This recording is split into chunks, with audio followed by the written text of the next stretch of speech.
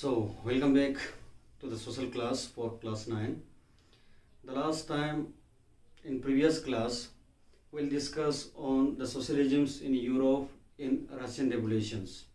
What are the impact of socialisms in Europe and as well as for the Russian revolutions?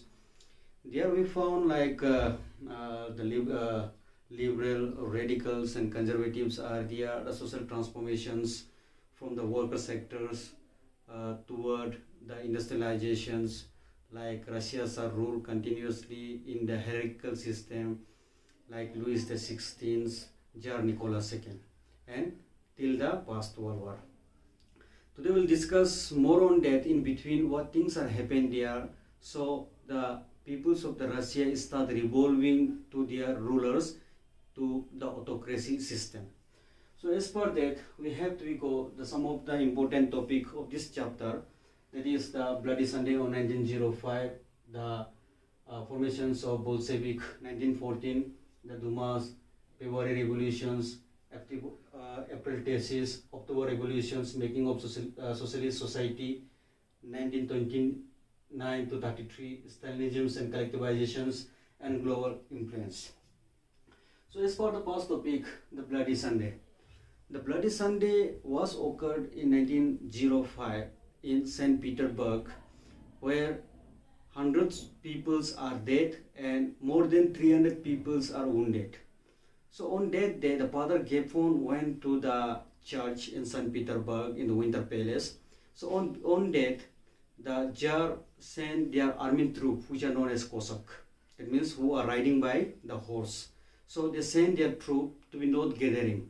So on whatever they found on the way or inside the church, they all are beaten up, or some of them are already dead. So that's we refer as the Bloody Sunday, especially on the 1905. The second one is the formations of Bolshevik.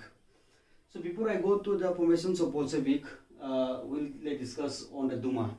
So Duma is nothing more than the Duma is the parliament, like in India we say the Lok Sabha and Rajya Sabha. So likewise during those time, the parliaments of the Russia is known as Duma, where they are elected, consultative and executives are sent. But that elected and consultative members are not elected through by the people. That are sent by the Tsar. That means their king, whomever they like, their relatives or their brothers and sisters, whoever they like the noble class people. So regarding on that, we found that the favoritisms are there, whom the Tsar need and whom the Tsar like, and that persons only sent there in Duma. But that was only run for the 75 days. That means 3 months. So after that, the Dumas was suspended, the Dumas was closed. Now I'll come to the second point, that is the formations of Bolshevik, 1914.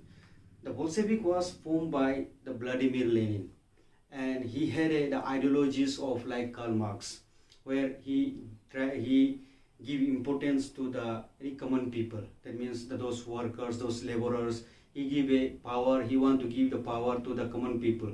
That means all the land should not be only held by the landowners. So that land should be distributed to the farmers, because farmers are to be worked there, not the landowners.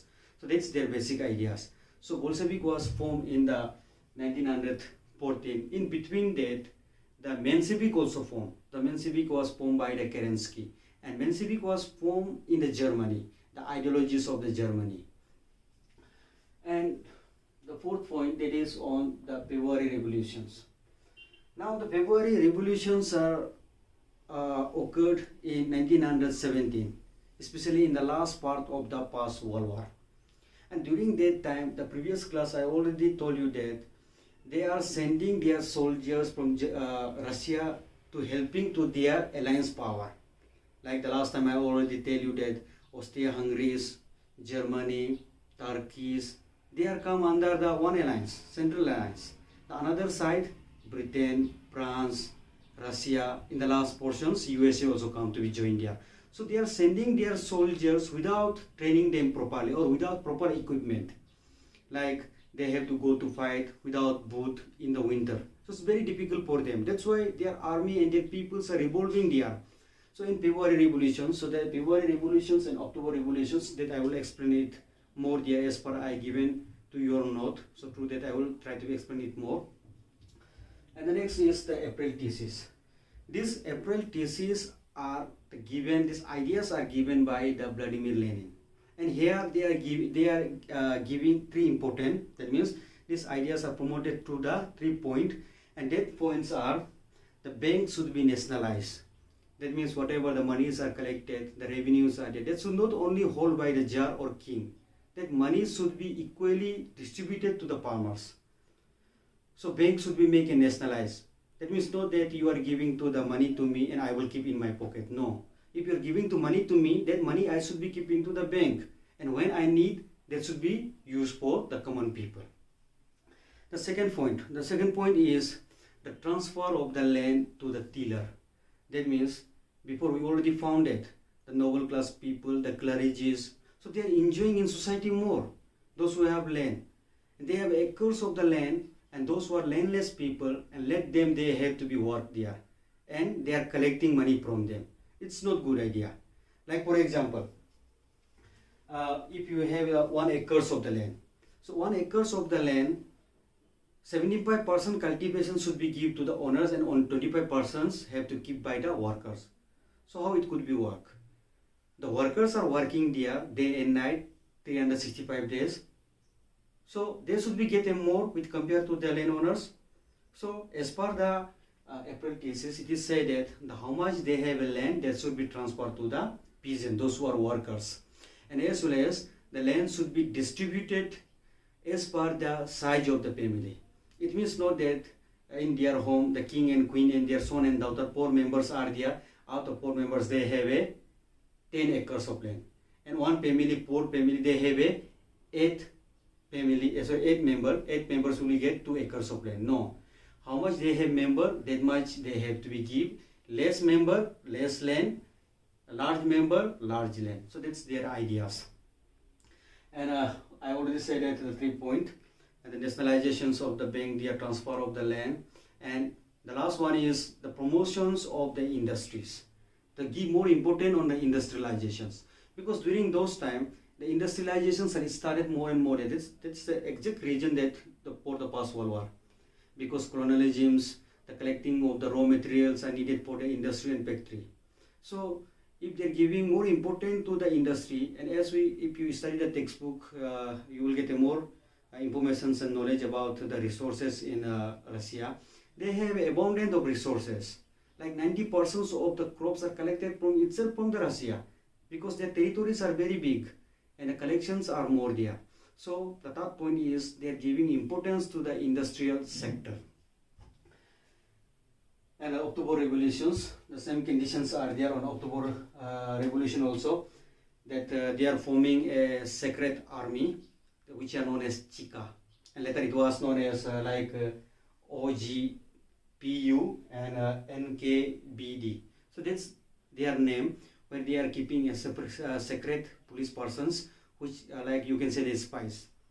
So spy. So that they are getting informations what the peoples are saying about their rulers, and they are giving information to the king, and whoever the society are say, and kings are executed them. So they try to make in the society, that means no one can raise their voice and head against the king and queen. So this they are keeping the secret police. And that's come under in October revolutions, and due to that cause also revolutions are started, which come under the February revolutions. So comparing on the February revolutions and October revolutions, the things I will explain it separately. The next is the making of socialist society by the 1929 to the 33. By 1923 to 33, past world wars are already over, and in Russian revolutions are already over. And during those time, the most of the countries are started producing more and more commodities. They are giving more importance on the industries. They are giving more importance on the health sector and education sector. So as per that, the making of socialist in a society, that man's motive and idea is to be whatever they have collected, that should be equally distributed in society. So you already know that capitalist, socialist, communist, democratic, that's the form of the government, and there different ideologies are there. So especially on 1929 to the 1933, especially in Russia, they are mostly emphasized on the socialisms, try to be convert that country, the autocracy and hierarchical system into a socialist country. And number 8 point, it is Stalinisms and collectivizations. The Stalinisms and collectivizations, Stalin, Joseph Stalin, he was the president of Russia during the Second World War, and he was very powerful. After the Lenin, the people are asking him, and he gave the ideas collectivizations. Now, what is the collectivizations? The collectivization means from the different sector, they are collecting whatever their productions and they are deposited there. Like for example, if I give the example, I think you may be visiting the CPO, Peer Price Shop. So what happened there? Today we are doing agriculture for our self-consumptions. After consumption, whatever things are remaining, the surplus things are given to the government. So in collectivizations, they are collecting from the different sectors. And when it is needed, when it is necessary, then they are distributed. Like for example, this time you are planted the rice and you consume, and remaining you are keep into the granaries. So suppose like natural calamities are occur, floods are occur, and over dryness, the failures of the crops, and when it is needed, then governments are supplied here. So that's very good idea, especially the collectivization given by the Stalin. And the last one, that is the global influence. So global influence of the socialisms and Russian revolutions, mostly we found it in Russia and China. So today we say the Russia, but it was till 1990 it was USSR. But after 1990 it was split into a 15 small country. And today Russia main centers have become as Russia, but the remaining is more like Kazakhstan, Tajikistan. So that's they are also come under USSR earlier, but now the Russias are separate. So like the Chinas are follow the communist. So in communist form the governments are there. So that's an influence from the Russian revolutions and as well as the socialisms.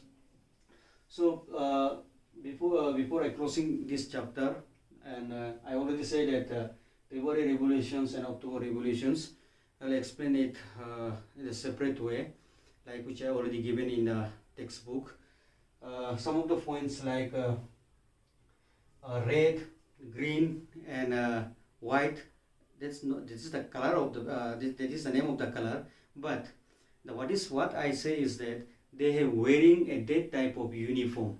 Now, for example, the red are supposed to be fight to the Bolshevik. The second, that is green. The green is the socialist revolutionaries. And third one is the white. White are the pro-Tsarists. That means those who are against the Tsar. So that's they are keeping a different sectors. So as far that I give in my note, I already given here. So the things I will try to explain it through the notes regarding on the February revolutions. And 22nd February, a lockdown at a factory. Demonstrations in the center of capitals and curfew was imposed to the common people. On 25th February, suspensions of Duma, which I already explained. And 27th February, formations of Soviet. And 2nd March, the Tsar leave power and provisional government was formed there. That's come under the February revolutions. Now the October revolutions. In 16th October, the formations of Military Revolutionary Committee under Leon Trotsky, who was the Prime Minister. 24 October, the pro-government troop called in to deal with situations. Military Revolutionary Committee controlled the city by that night and ministers had surrendered yet. The Bolshevik take controls of the power and ultimately before the death of Lenin and before comings of the Joseph Stalin. So we can say that Russian revolutions was mostly successful because it was not collectivized, or it is not collective forms only by the few people. It is collective work of the common people also. The leaders like Vladimir Lenin are there, and as well as we found that many peoples, especially like the farmers, worker, factory owners, and those who are working in the factories, and students, all are collectively need to change in the society, which refers them as the socialists. So that's for today. And if you have any doubt, you have my WhatsApp number. You can text me, or then you can call me, and I try to make it easy way for you to understanding. So once you read the textbook, and after that also, if you have doubt, you can be directly call to me. And I know that every topic I didn't cover it, because some of the topics are there which you need to be studied by yourself. Only those important points I explained here. And beside it also, if you feel that you need more explanations on that particular topic, just you can text me, so I'll explain on that. So for today, and that much only there. So next time we'll go to the another chapter, either it will be economic, political science, or geography. So for now,